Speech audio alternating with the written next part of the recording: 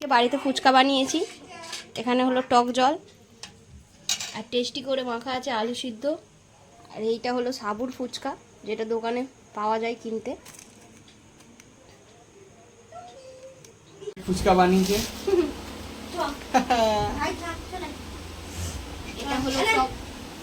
তো আজকে ফুচকা বানিয়েছি। এখানে দেখো টক জল, টক জলটা কাছ থেকে এনে দেখো, তো পুরো দোকানের মতো হয়েছে। আর এখানে হলো, তুই কি একা বানিয়েছিস নাকি? একা বানিয়েছি বলছে, কাকিমা একটু হেল্প করে দিয়েছে। আর এখানে হলো আলু মাখা। ও পুরো দোকানের স্টাইলে, পুরো দোকানের স্টাইলে সেই লেভেল। এখানে শুয়ে আছে কুকু, এদিকে তাকাও, এদিকে তাকাও। আর এই হলো ফুচকা, এক প্লাস্টিক ফুচকা। তো এখন আমরা সবাই টিফিন করবো।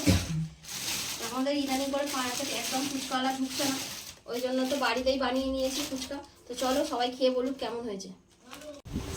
এখানে ফুচকা রেডি হচ্ছে, ডেলিভারি হবে ফুচকা। এই যে পাতা রেডি। তো এখানে আলু দিয়ে দিয়েছি,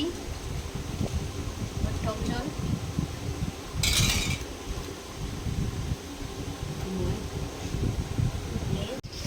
বাবা এক গালে মার ঢোকাতে পারছে। তুই খাইবা, খেয়ে বল কেমন হয়েছে। আমি তো হ্যাঁ। আমার নিজের জিনিস আমি তো ভালো,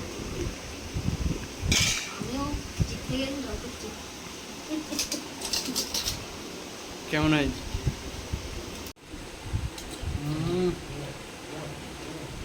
কেমন হয়েছে?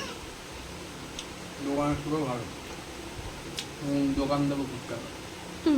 স্বাদ, সেই স্বাদ একেবারে সেই লেভেলের। এত গরম হচ্ছে, এসি চালিয়েছে।